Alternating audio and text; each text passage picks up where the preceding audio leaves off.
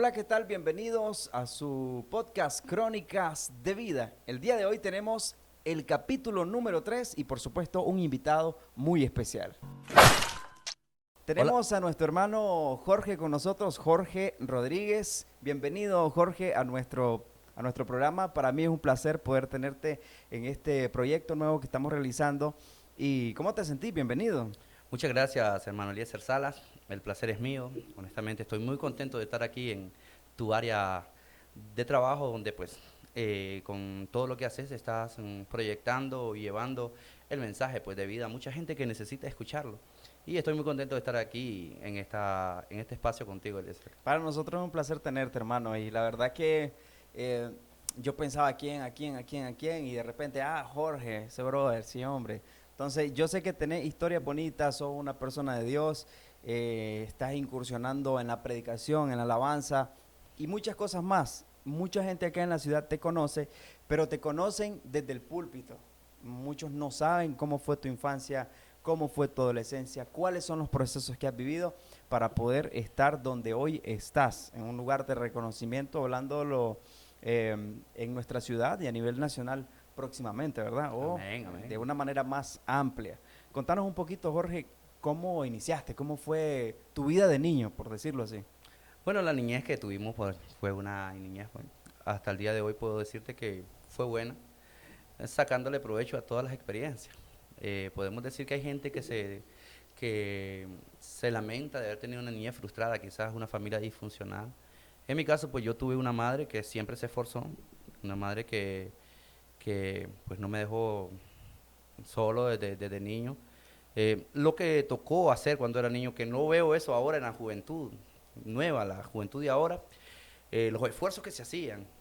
Yo recuerdo muy bien que a veces para que nosotros pudiésemos tener un tiempo de alimento en el día, tenía yo que salir a buscar leña a los montes, cargarme una carga de leña por quizás 7, 10 kilómetros desde el monte hasta mi casa y llegar a mi casa y empezar a ofrecer A la carguita vender. de leña sobre los vecinos que están. ¿Eso lo hacías vos con tus hermanos o solamente vos? No, solo lo hice yo, con muchos vecinitos que teníamos en ese entonces. Estoy hablándote de una edad de más o menos 10, 12 años, una niñez, que te podría decir, no era para que yo estuviese haciendo eso.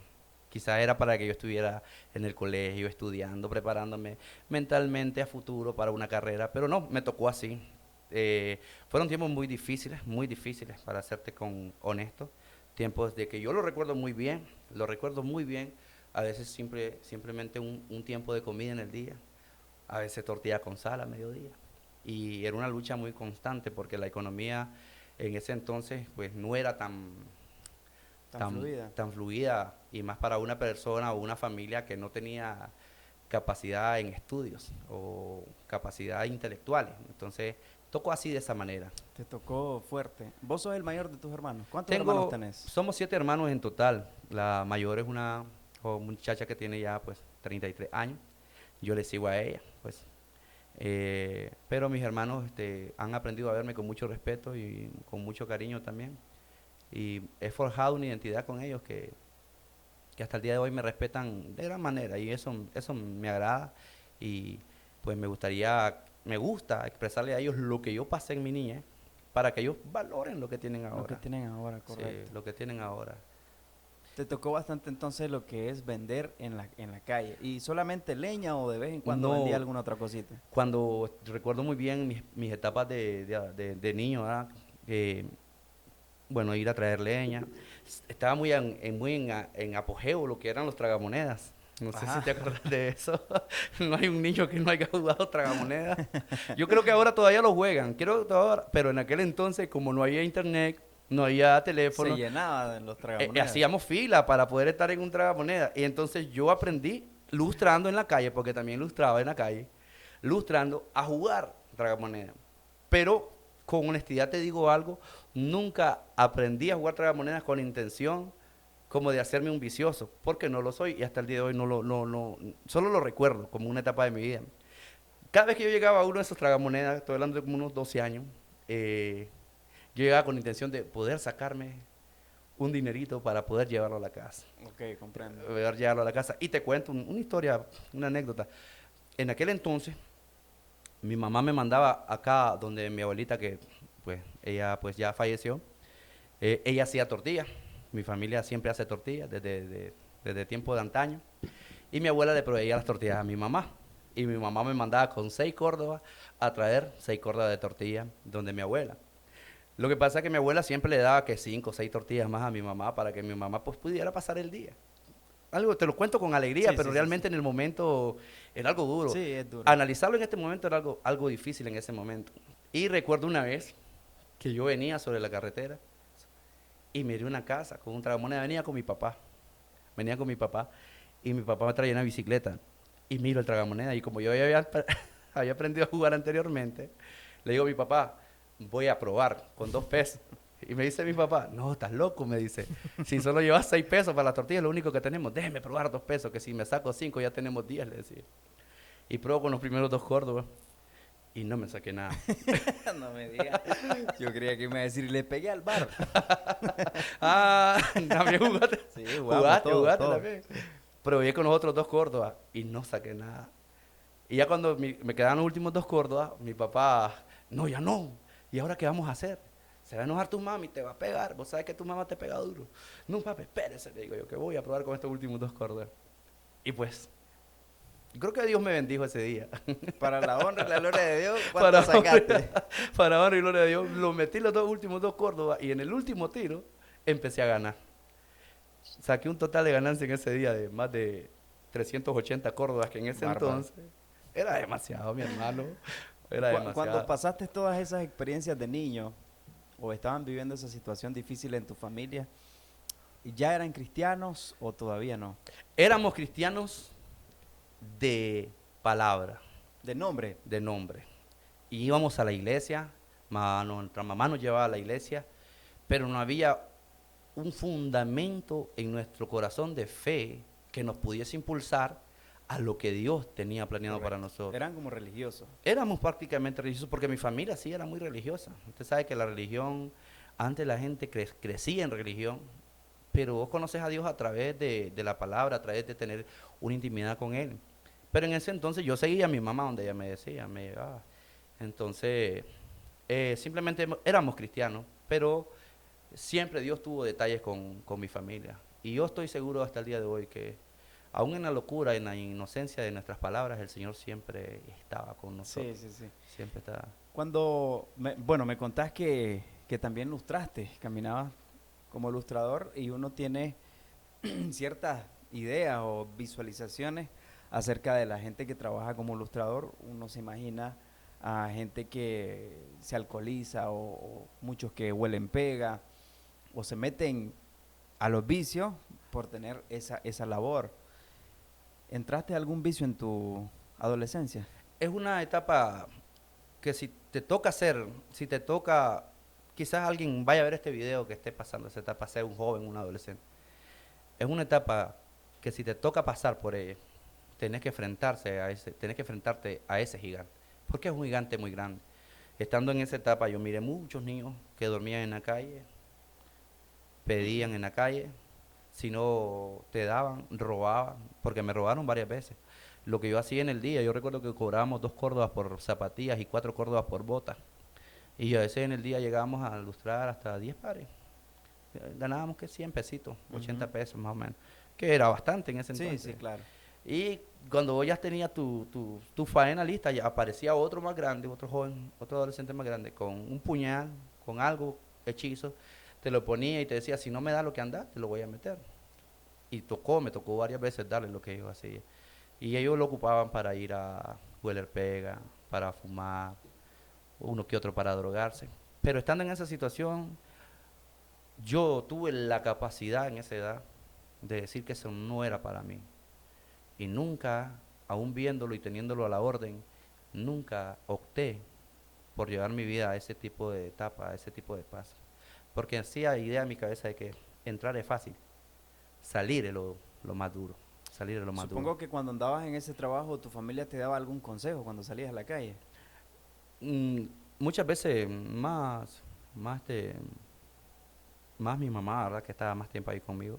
Siempre me decía, cuídate, hijo, que el Señor te bendiga. Como te decía, pues éramos cristianos de los comunes, de los que íbamos a la iglesia nada más. Y que la paz de Cristo contigo.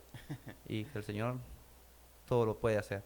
Esos son los consejos que recibía, pero nunca estás preparado realmente para, para evadir ese tipo de experiencias en la vida. Nunca estás preparado.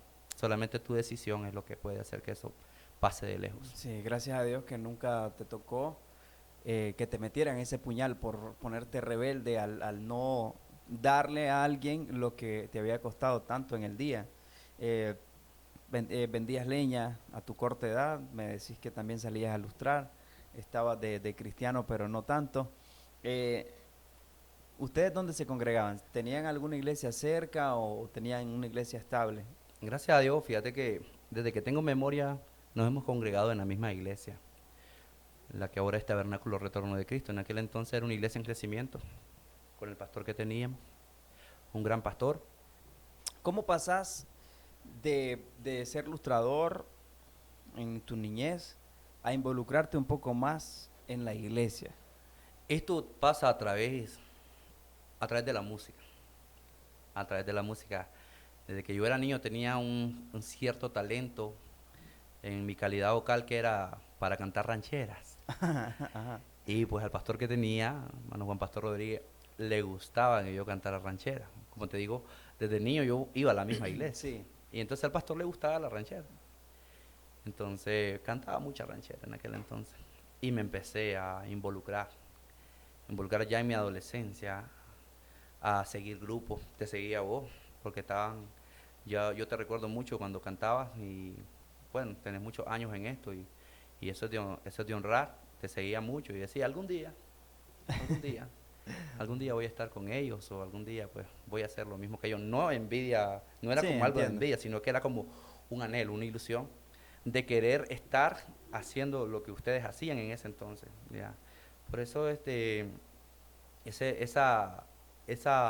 etapa de mi vida a través de la música me da la opción, me da la opción de conocer más al Señor, de conocer más al Señor a través de eso. Ya eso sea, pues, fue mi etapa de adolescencia. Ahí ya te ibas metiendo más a la iglesia a través de la música, te gustaban los instrumentos, ¿aprendiste a tocar algo? Sí, me gustaba la música. Bueno, empecé primero con el rap, con el reggae, Con el rap, con el rap, otro reggae, rapero, qué reggaetón, bárbaro. bicosí, funky down, todo eso, rola que me ponían de ellos, que yo la cantaba. Y entonces, pues empezaron a notarme un poquito de que sí, más o menos manejaba el flow, y pues me daban chance en la Ya, iglesia. ya, ya, Me ya. daban chance, me daban chance. Pues recuerdo un día que estabas cantando una canción que me encanta, que es Bartimeo Ajá. ciego por ver. Y yo decía, yo deseo cantar esa canción con este brother. Pero estaba como quizás algunos 13, 14 años, para el Estaba 2002, chaval. 2002, 2004 más o menos.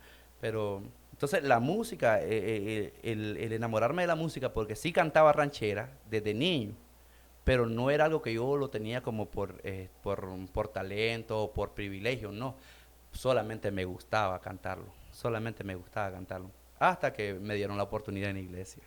Y lo de los instrumentos, porque ahí te miro haciendo bulla en una batería.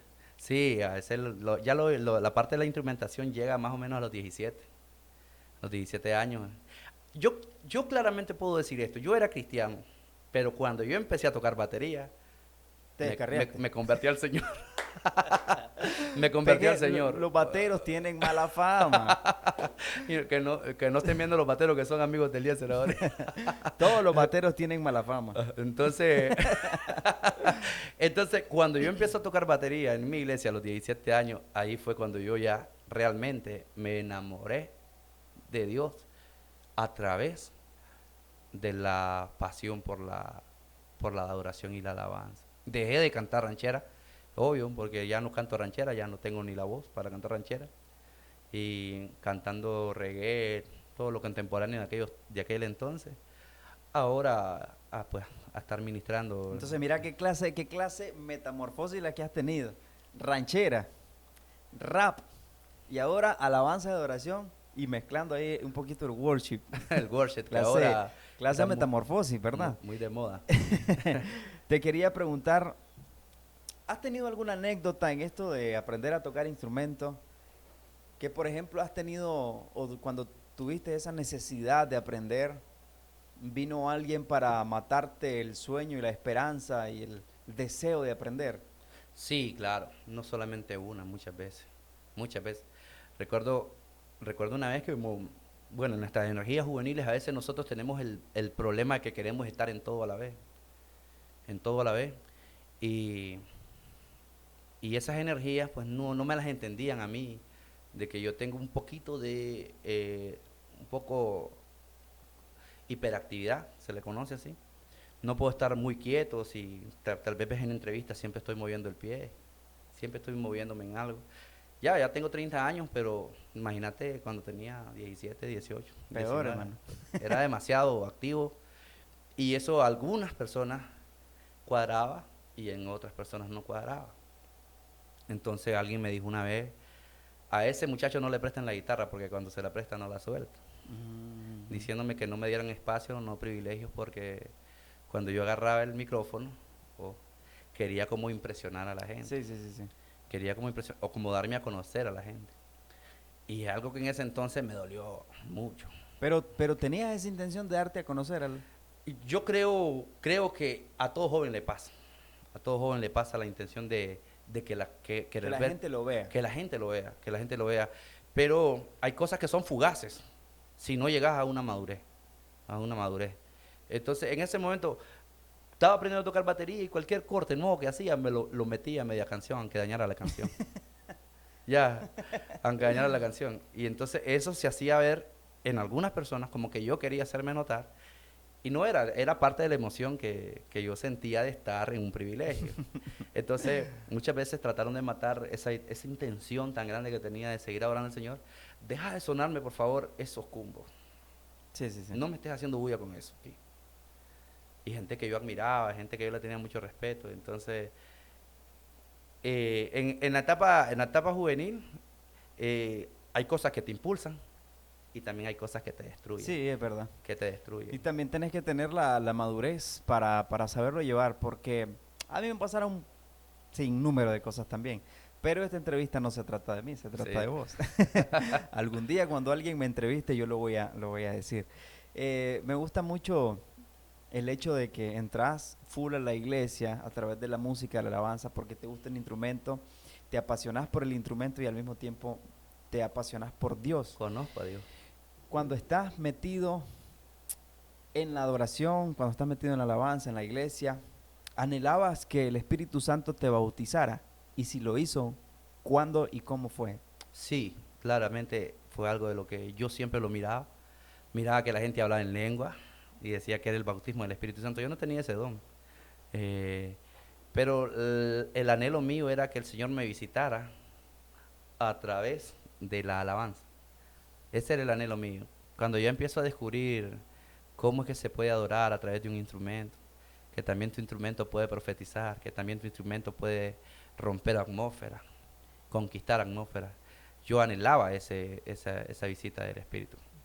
Pero bueno, el Espíritu no me visitó en el instrumento ni me visitó en la alabanza. Simplemente un día estaba en casa, de rodillas, diciéndole al Señor que me diera la idea correcta de que cómo es que yo podía adorarlo. Porque estaba tan enamorado en ese entonces, ¿verdad?, de lo que estaba haciendo, que solo lo que quería era adorar nada más. Y sí, me visitó el Espíritu de una manera especial, que lloré, lloré, lloré, lloré, lloré. Empecé a componer letras a través de lo que hacía. Yo nunca he grabado una canción, pero sí tengo letras de canciones inspiradas en los momentos que el Espíritu me visitó, que en algún momento de mi vida voy a compartirlas con alguien. Y empecé, y a partir de ahí, cuando el Espíritu me visita en mi cuarto, en mi casa, de rodillas, empecé a adorar al Señor con más libertad. Entonces ahí sentís que el Espíritu Santo te bautizó y te llenó. Excelente.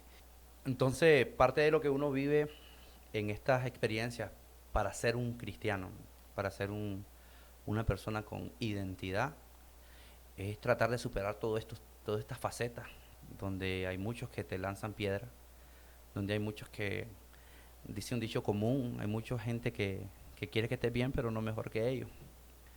Una de las etapas más duras pude pasar con mi identidad fue cuando me callaron alrededor de 3 años. 3 años sin darme privilegios, sin mirarme, viéndome como un elemento de riesgo que representaba un peligro dentro de la comunidad en la que estaba. Pero peligro, cuando decís peligro, o sea, ¿peligro a qué? Peligro de división, peligro de rebeldía, peligro en quizás no aceptar que Dios a todos nos podía usar de manera diferente. ¿Quién sabe hasta qué punto ellos pensaban de mi persona? Esto afectó a mi esposa, se llevó consigo a mi esposa hasta que clamamos a Dios. En una de esas, pues, en uno de esos clamores, chocas en etapas de tu vida en la que vos tenés que tomar decisiones y a veces no son las correctas. En el año 2018 tuve que tomar una decisión. Como no había espacio en mí, en la parte espiritual, como mi identidad estaba siendo afectada, como que yo ya no tenía opción. Entonces tomé la decisión en ese entonces de salir del país. Y dije yo en mi cabeza, en mis pensamientos, en mis planes, y voy a ir a otro país, y en otro país quizá ahí pues si tenga mejor oportunidad, quizá pueda ser mejor persona. Y ahí fue donde yo tomé la decisión de cruzar ruta para Estados Unidos. No fue lo que esperaba.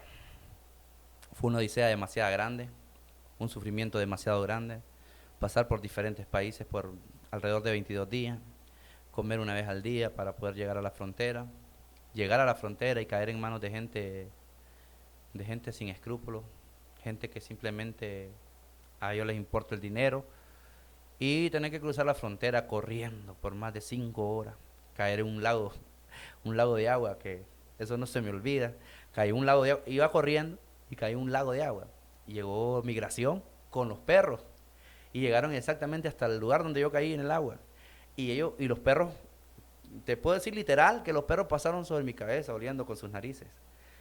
Y yo creo que los oficiales de migración sabían que yo estaba ahí. Porque como ellos hablaban español en la mera orilla en la frontera con México, escuché a uno de los de migración decir, pobre del que quedó en el agua. Yo inmediatamente pensé, pues que en este lago hay cocodrilos o algo, porque en Estados Unidos hay mucho cocodrilos. Sí, sí. Y entonces se fueron, y en lo que ellos se fueron yo salí nadando por el otro lado y crucé la frontera, llegué a Estados Unidos, estuve 19 días en Estados Unidos.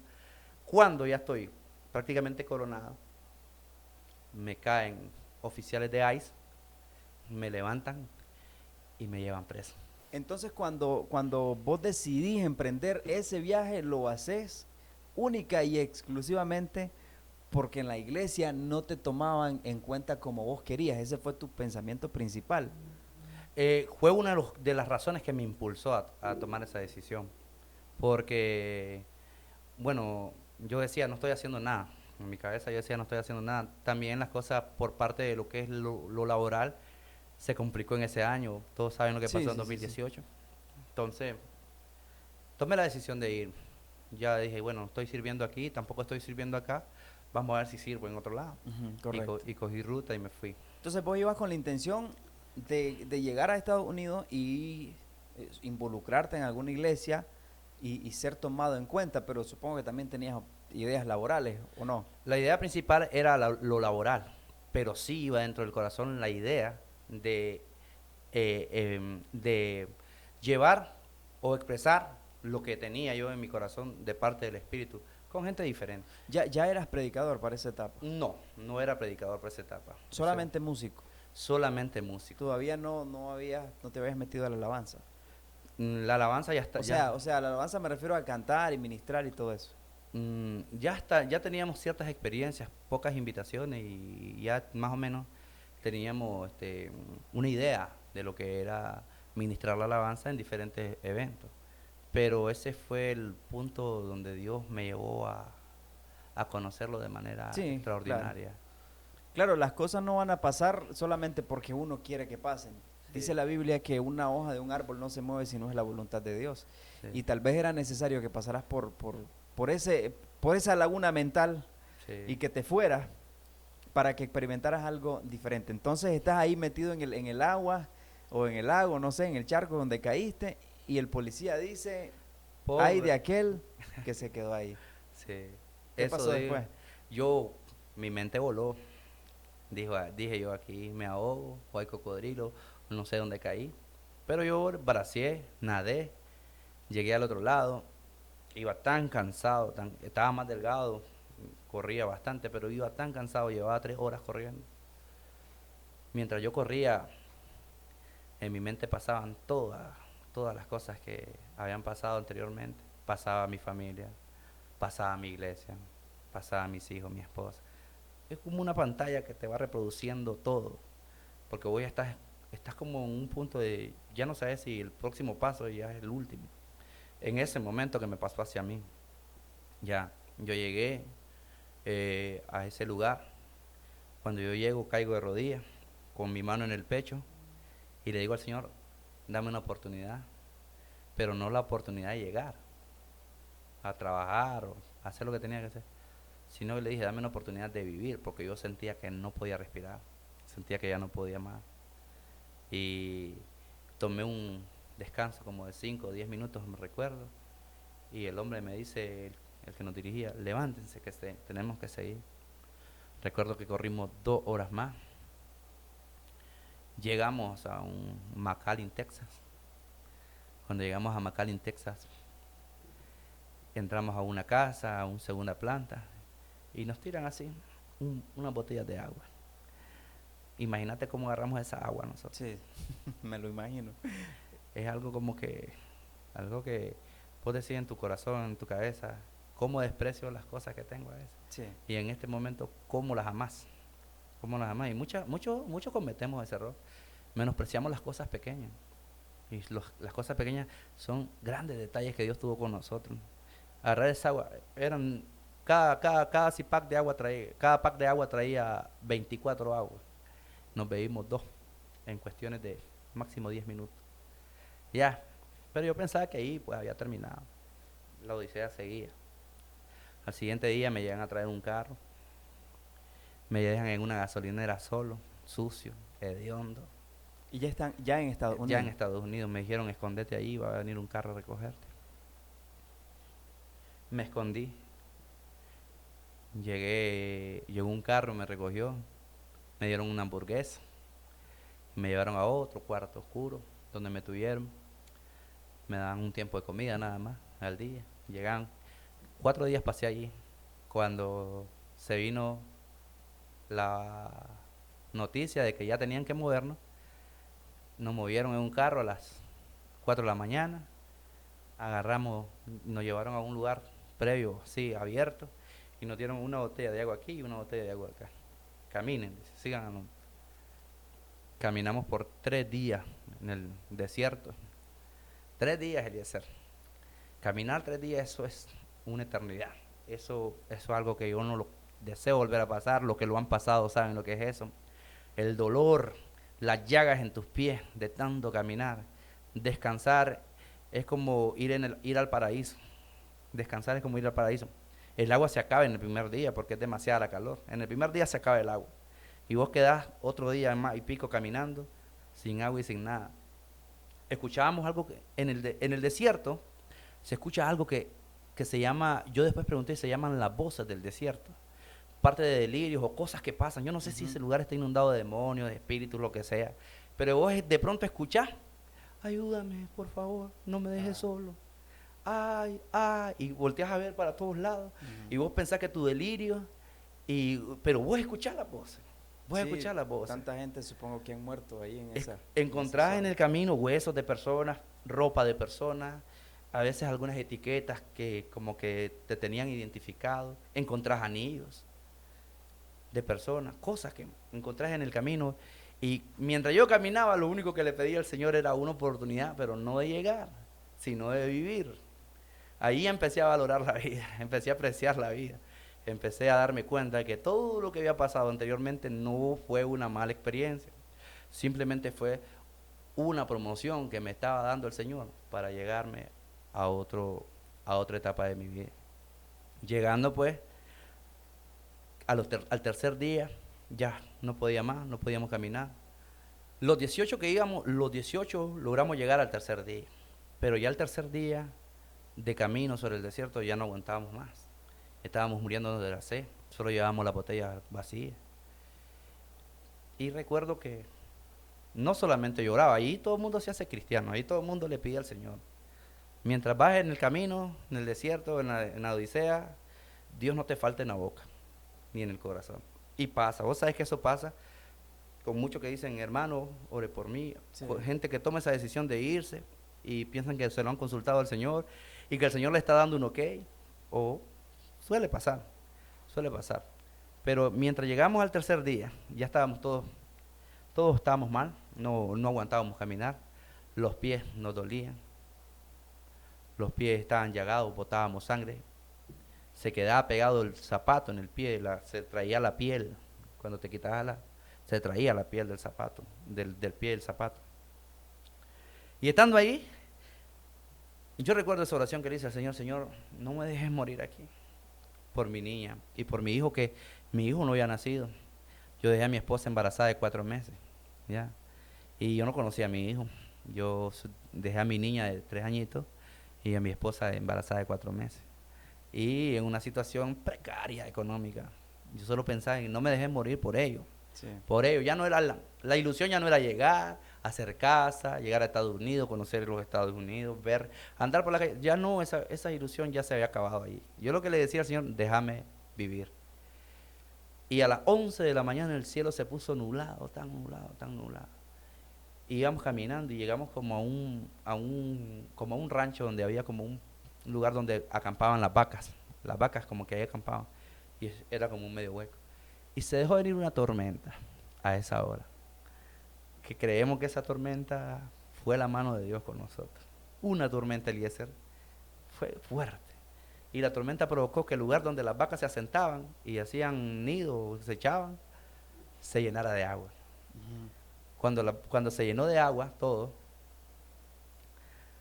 entonces nosotros cogimos agua adentro. Estaba llena de heces de vaca, toda el agua estaba llena de heces de vaca.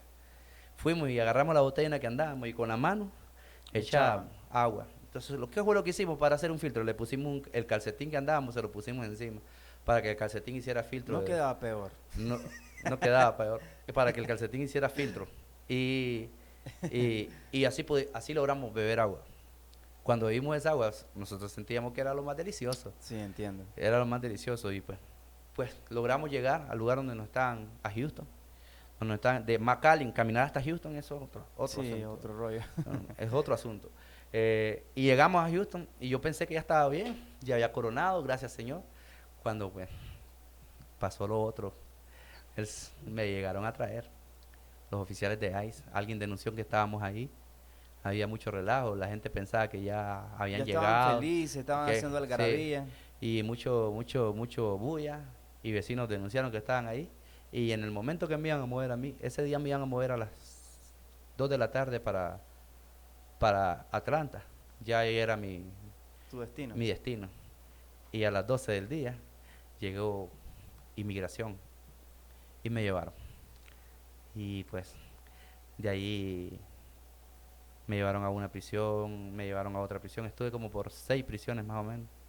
6 lugares diferentes, hasta que me dejaron en un lugar que se llama Folston, en Atlanta.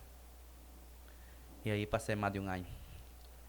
Un año de mi vida preso, sin saber por qué. Simplemente lo pasé.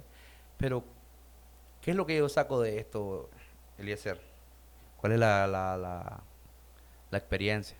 Cuando vos llegas a prisión, no hay padre, no hay madre, no hay Facebook, no hay Twitter, no hay WhatsApp, solamente sos vos. Y una soledad que te agruma, en un cuarto que te abruma la soledad. Porque las prisiones de allá son diferentes a las de aquí, pues no son como colectivas, ahí solamente es una para vos. Quizás tener suerte de tener un compañero.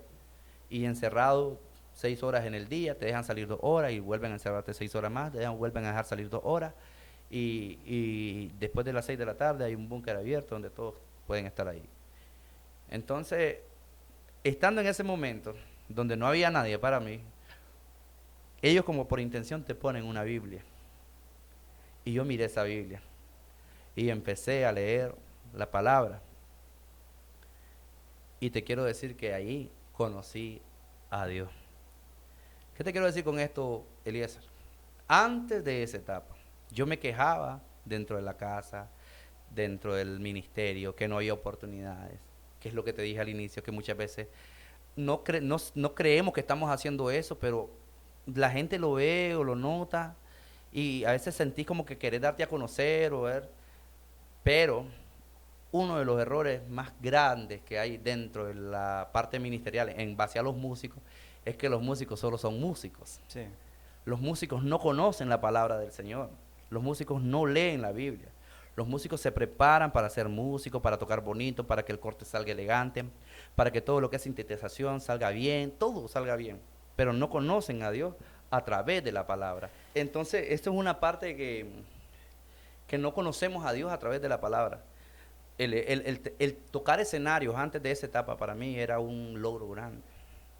Tocar altares, iglesias, que me invitaran, era un logro enorme. Sentía que estaba coronando algo que yo deseé, como te lo expliqué al inicio, desde muchos años atrás. Pero Dios tenía otros propósitos, Dios tenía otros proyectos. En mi viaje a los Estados Unidos, el propósito mío era llegar, trabajar, hacer algo con mi vida espiritual, pero Dios tenía otro propósito, que era enseñarme quién era Él en mi vida. Y nosotros tenemos que aprender a depender de Dios en todo lo que hagamos, en todo lo que hagamos. Hay gente que quiere ayudarle a Dios. No, tranquilo, Señor. Yo sé que me está dando señal y quizás el Señor no está dando ninguna señal. Sí. Y se va y nos vamos a veces y cometemos errores por tratar de ayudarle al Señor. A Dios hay que saberlo escuchar, porque fuimos hechos para escuchar. La palabra en Génesis 1 dice, y dijo Dios. Dios le dijo a alguien. Alguien tuvo que haber escuchado para que Dios formase algo. Y nosotros fuimos hechos para escuchar. Ya. Entonces, ahí estando en prisión, ya me decís que pasaste un año, te ponen una Biblia de manera intencional, comenzás a escudriñar la palabra, obviamente creo yo que comenzás a profundizar acerca de Dios y el propósito de Dios en ese momento para vos.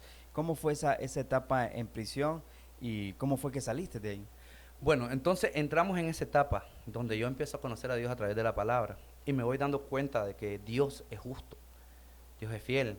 Y una de las palabras que más me caló era que yo decía estas palabras, Eliezer. Yo decía estas palabras estando en prisión. ¿Por qué a mí? ¿Por qué a mí? Si yo era el hermanito que predicaba, el hermanito que cantaba, el hermanito que enseñaba, el que tocaba la batería. ¿Pero por qué a mí? Entonces el Señor me habla a través de la palabra, una parte de la Biblia, en los evangelios, donde dice que había un publicano y un fariseo. Y que el fariseo llegaba y decía, Señor, yo voy a la iglesia todos los domingos, yo diezmo, yo ofrendo, soy puntual en lo que hago, tienes que bendecirme. Y que el publicano simplemente dijo, Señor, soy pecador, sé propicio conmigo. Y Jesús le preguntó a sus discípulos, ¿a quién creen que escuchó el Señor? Al publicano. Entonces con esa parte yo entiendo que yo estaba siendo fariseo. Sí.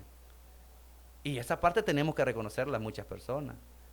Que creemos que porque tenemos talentos, que porque tenemos privilegios, que porque tenemos la capacidad de mover masa, el Señor tiene que cumplir nuestras peticiones. Hace poco publicaste algo ahí que yo te dije que las declaraciones y los decretos y que me lo tiene que hacer el Señor.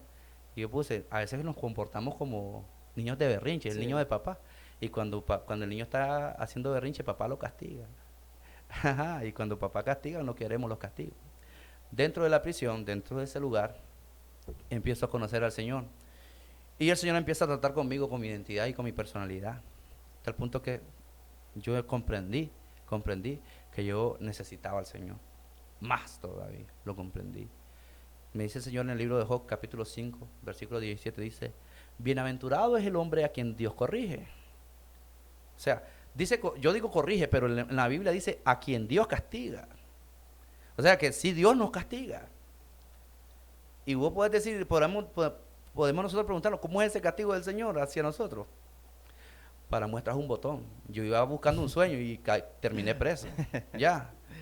Y no puedo decir que Dios me estaba castigando. ¿Por qué? Por mis malas acciones, por mis malas decisiones, por sentirme merecido quizás muchas veces. Por desobediencia. Por también, desobediencia. Tal vez Dios tiene planes de bendecirte donde estás y uno toma, como decís vos, esas malas decisiones por emoción en tu caso, más que por emoción, era como por, aquí no me toman en cuenta, Sí, me voy a ir, porque tal vez en otro lado me me vayan a valoran valorar. mi Y ministerio. suele pasar aún dentro de las iglesias hoy en día. Sí. Que esa parte, la gente, es difícil que la madure, pero bueno, si Dios te castiga, tenés Y, que saber que te castiga por y algo. te vas fuera del propósito de Dios y paz, te pasa todo esto. ¿Cómo fue la salida de ahí?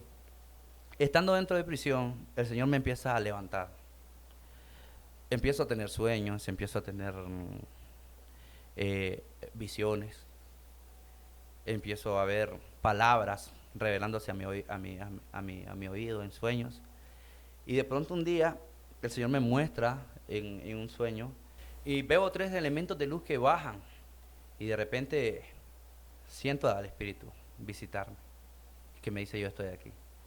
Había un pastor que hacía servicio los viernes y el servicio de los color caqui, porque a mí me han puesto un color caqui que es un color que ya demuestra que tenés un delito. Yo no sabía por qué me lo habían puesto. Así es la cosa. ¿Qué Sí, colores habían ahí? ahí Kaki. existe el color azul, que es el color de los migrantes o de las personas que se saltan la ley por cruzar la frontera ilegal. Yo debía haber estado en eso. Y existe el color caqui, que ya es un color, el color caqui ya es una persona que ha cometido un delito además de infraccionar la ley. Sí. Y cuando se refiere a delito es tráfico de personas, tráfico de estupefacientes, Ujú. cosas que tengan que ver con violar la ley de los Estados Unidos. Está el color naranja, que ya son criminales con ciertos rangos, Sí, y ya. el color rojo, que son gente criminal en aspectos de asesinatos, cosas duras, Y pues. entonces el culto le tocaba a ustedes, los A, caquis. a las 11 de la mañana, a las 11 de la mañana. Y ese día yo pedí la oportunidad de que me dejaran predicar, porque yo estaba escuchando una palabra de parte de Dios a mi oído. Entonces, los color caqui en ese entonces creo que éramos alrededor de 850 personas. Era grande la cárcel. Y sí, era una cárcel de 3.800 personas. Y entonces se reúnen en un campo y en una cancha. El pastor que estaba me da la oportunidad de predicar. Me ponen a un traductor para que los otros también escucharan en sus idiomas. A vos, sin micrófono, sin nada, tu voz se escuchaba por todos lados. A los Jesús. A lo a capela. Y empiezo a dar el primer mensaje a 850 personas. Y empiezo a dar el primer mensaje y di el primer mensaje y fluí en el Espíritu Santo lo que yo sentía dar, lo que yo sentía dar en mi espíritu. Y lo hermoso de cuando yo digo, el Señor está aquí en este lugar y su ángel nos visita.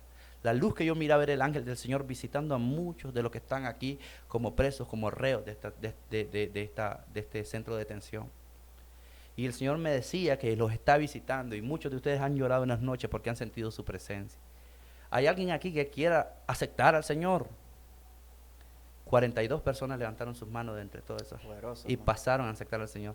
Ahí entendí El propósito. el propósito de Dios. Y desde ese momento arranqué en esa prisión. Dejé de llorar por estar en prisión y dije, Señor, como le dijo el pueblo de Israel a Samuel, queremos rey, queremos rey, queremos rey. Entonces Samuel le fue a decir al Señor, le vamos a dar un rey, pero no te preocupes porque ellos no te han desafiado a ti, sino que me han desafiado a mí. O sea, el Señor te cumple a veces, muchas veces lo que querés, pero para que al final te des cuenta que no es lo que es correcto. Sí. El pueblo de Israel recibió a Saúl de rey, 2 años estuvo ungido y 38 años le sirvió de castigo, de martirio. Ya. Entonces así a veces Dios cumplió conmigo lo que yo quería, que fue llegar. Pero de llegando, Él me dijo, ahora este es el propósito que yo tengo contigo. Y entonces arranco de ahí bajo la parte de ya de sumisión hacia el Espíritu. Y el Señor empieza a usarme. Me olvido de que estoy en la cárcel. Dejo de estar llorándole al Señor porque estoy ahí. Y empiezo a predicar, a predicar, a predicar, y cantaba, y predicaba, y cantaba, y predicaba. Y recuerdo una vez que Dios me dio una palabra a través de un siervo, me dijo, Dios te va a llevar a predicarle a las naciones. Y en ese momento que estoy predicando, con 3 traductores a la par, se cumplió la palabra. Le estoy predicando a las naciones. Sí. Porque estaban muchas naciones reunidas en un Claro. solo punto. De pronto ya no era una prédica, me tocaba predicarle a los azules, me tocaba predicarle a los caquis, Mi sorpresa cuando me invitan a predicarle a los naranjas A los rojos. y cuando me invitan a predicarle a los rojos.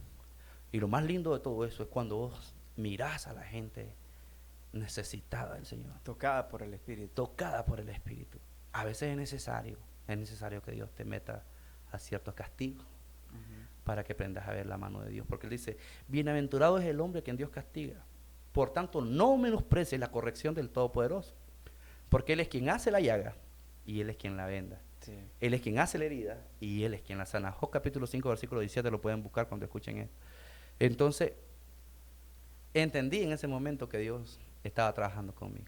Pasé un año en ese lugar y luego otro medio año en otra prisión, donde Dios me llevó también. Entonces, en esa etapa, tuve un año en Folsom. En esa etapa en Folsom, Dios me dio el privilegio de predicarle a muchas personas, A muchas naciones. a muchas naciones. Me dio el privilegio de ser líder de muchos. Fue un líder ahí bastante fuerte para poder decir. El pastor el pastor general de la prisión me confió casi todo a mí en la parte de la iglesia. Eras como el José. Era como el segundo, era como el segundo. Hasta el día de hoy ese pastor me escribe, me llama, me manda mensajes diciéndome que el Señor me sigue usando cuando ve que todavía seguimos trabajando en la obra. Saliendo de Folsom, un año exactamente, me mandan otros 4 meses y medio a otra prisión que se llamaba Stuart. Y yo ya iba enfocado. Empecé a predicar, Estando en una de las predicaciones en Stuart, llegó un oficial a predicar en español. Era oficial del ICE y predicó del amor. Estando ahí adentro te das cuenta de muchas historias de personas que tienen historias. Hay gente inocente puesta ahí.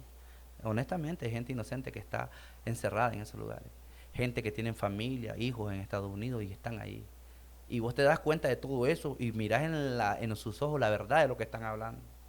Un hombre que tenía 16 años de estar preso, llegó a la celda en la que yo estaba y le dije, ¿cómo estás? Dios te bendiga. Porque era el que yo prácticamente, el que dirigía la congregación, le di la bienvenida. Y el hombre me contó que tenía 16 años de estar preso por un delito que no cometió, pero que ya iba a salir libre, que lo llevaron ahí para ahí porque ya le iban a sacar libre. Ese hombre, mientras estaba conmigo, a los 22 días de estar allí, dijeron el nombre de él. Y ese hombre le temblaban las manos así, tenía una ansiedad, porque iba a ser libre, iba a ser libre. Te das cuenta de tantas cosas, y mientras ese oficial predicaba, él terminó de predicar, me quedó viendo, supo quién era yo, quizás hasta el día de hoy me recuerda ese oficial.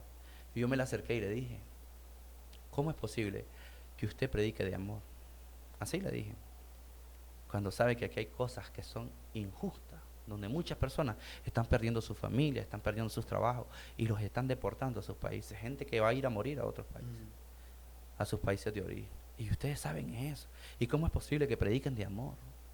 Yo le reclamé a él que estaba predicando de amor, pero él era el oficial encargado de darte respuestas. O sea, él era encargado De sacar y meter.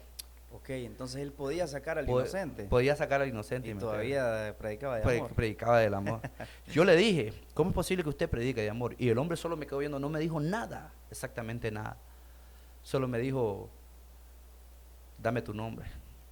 Cuando me pidió mi nombre, yo ya me la gané porque había un castigo que se llamaba el pozo. Eran 10, 15 días en el pozo.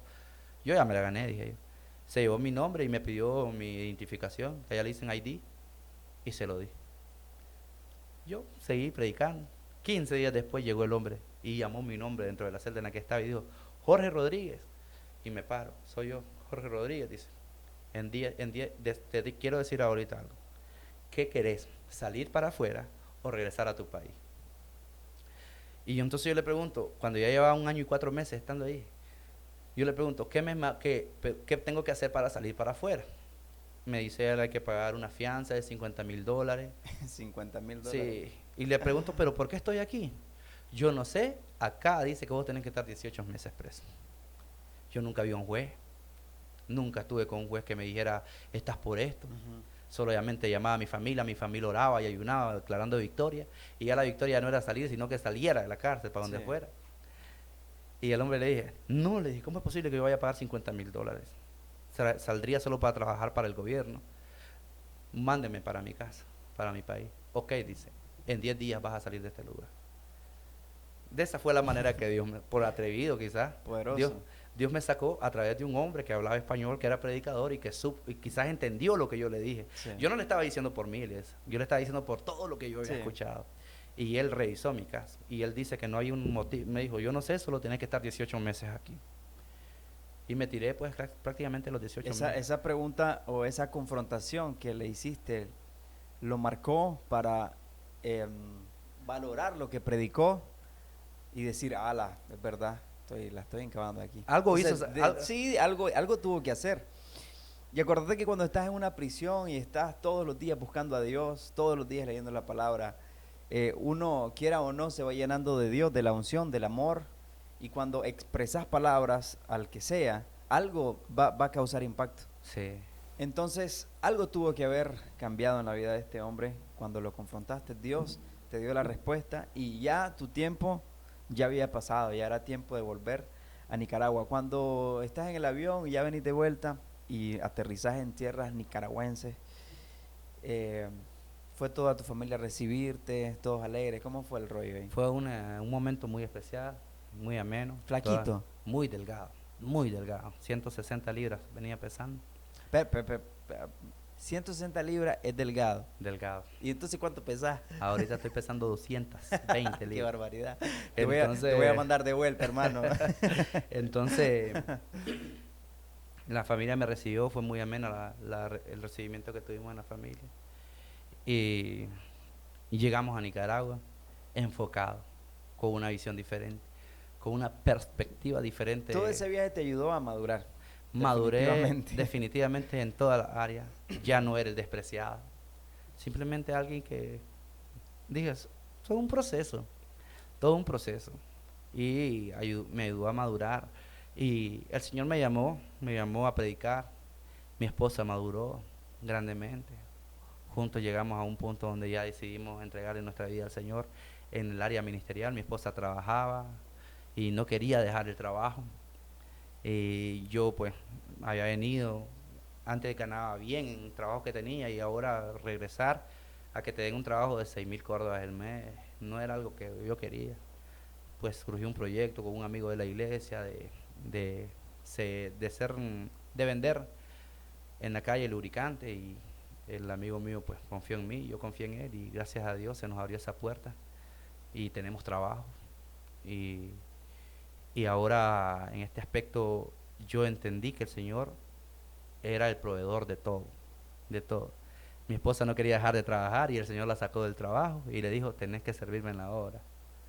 Ya cuando nosotros estamos sirviendo en la obra, le decimos al Señor que nos dé una semilla, que nos deje movernos con nuestra propia semilla. Saber que vamos a hacer la obra por amor, no por beneficios o por querer que me lleves a tu iglesia y que la ofrenda sea de 5,000 pesos. No, siempre le dijimos al Señor, queremos trabajar para la obra, pero no vivir de la obra. Sí. Y el Señor nos dio respuesta en eso también. Mi esposa sale del trabajo, empieza a predicar, empezamos a ministrar, nos invitaban a diferentes lugares a ministrar y ahora la administración era diferente, ya era con autoridad. Claro. En Cristo Jesús. Ya no era por talento, por buscar fama, era porque Jesús estaba delante después de todo el propósito. Es que, Jorge, eso es lo que marca la diferencia. Te soy sincero, vuelvo y repito, sé que la entrevista no tengo que hablar nada personal, pero es que la experiencia, lo que vivís, tus tiempos íntimos y tus procesos son lo que marcan la veracidad de tu ministración. Por ejemplo, ¿cómo puedes hablarle a una persona de no se preocupe, hermano, Dios lo va a ayudar y lo va a restaurar ahí en la cárcel donde está, si nunca pasaste por ahí? Entonces, esa experiencia que tuviste fue obviamente a la mano de Dios para cumplir la palabra de Dios en vos, para ayudarte a madurar y para venir a Nicaragua a impartir con autoridad. Experiencia, con autoridad y con vivencia. Es lo mejor. Cuando tú vences algo, tienes autoridad sobre lo que venciste. Y por eso siempre es mejor la madurez que el talento. Porque el talento impresiona a la gente, pero la madurez le da credibilidad a lo que sos en Cristo Jesús. Se abrieron puertas, nos invitaban a predicar. yo no soy un evangelista de fuego. Si me invitan a predicar, van a escuchar una palabra de Dios en mis labios. Y quizás no metido aleluya, que siente el fuego, que aleluya. Sí, sí. Nada de eso van a escuchar en mí, quizás. Pero la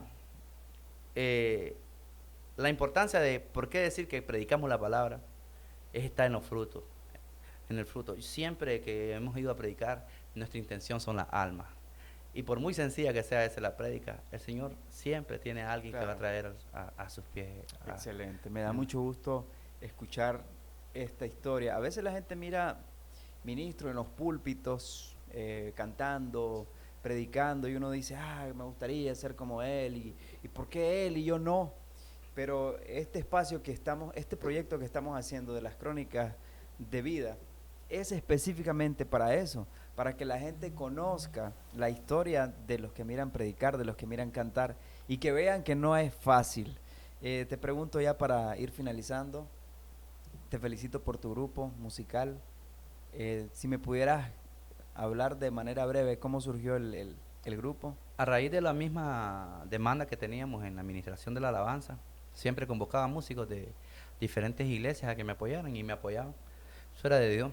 En estas invitaciones que nos están haciendo, y tenemos que tener un nombre, y pues surge el nombre de Uno en Jesús, dado que todos somos uno en Él, y todo el trabajo que vos haces es importante en la obra del Señor. Y así nos empezamos a presentar en diferentes lugares, nos empiezan a invitar, empezamos a tener un nombre por el cual la gente nos identificaba, pero el propósito exacto siempre era ser uno en ese. Excelente. Sí, ser uno. ¿Cuál es tu proyecto a futuro? Mi proyecto a futuro es dar todo lo que pueda de mí a las nuevas generaciones. Estoy claro que hay que entregar el manto en algún momento, porque vienen nuevas generaciones con más fuerza. Vos como ministro lo sabés, tenés que preparar gente para que queden en tu lugar. Quizás Dios te llame al pastorado, ya no vas a tener que andar cantando. Si sos pastor, no tenés que andar cantando, quizás. Lo hemos visto en artistas internacionales, que ya los llamó el Señor al pastorado y dejaron de cantar por seguir pastoreando. Sí. Entonces, es necesario entender que tenemos que preparar gente, y ese es mi proyecto futuro, seguir preparando gente para que en un momento que Dios me llame a otra área de mi vida, yo no sé a qué Dios más me va a llamar, ya haya un remanente. Correcto. Hay un remanente, y que en ese remanente pues tenga un poco de parte. Excelente. Sí. Bueno, Jorge, muchas gracias por este espacio, gracias por contarnos tu historia. La verdad que es de muchísima bendición. Yo estoy seguro de que esta plática va a servir a mucha gente que tal vez pasó o está pasando por una situación similar. Les puede dar esperanza, les puede dar fe. Gracias por tu tiempo, gracias por venir, y tus palabras finales. Decirle a cada uno de ustedes que Dios es fiel, siempre lo será, y si en este momento estás atravesando lagunas en tu mente, en tu propósito, en tu ministerio, recuerda que con Dios no hay excusas, con Dios no hay errores. Dios sabe lo que está haciendo contigo. Sigue adelante y esfuérzate, porque esa es la mejor palabra. Esfuérzate y sé valiente, que el Señor, tu Dios, va a ser quien va a levantarte en el momento que sea necesario. Amén. Bueno, muchas gracias entonces, Jorge. Gracias a todos los que nos vieron, los que nos van a ver, y será hasta el próximo capítulo. Dios los bendiga.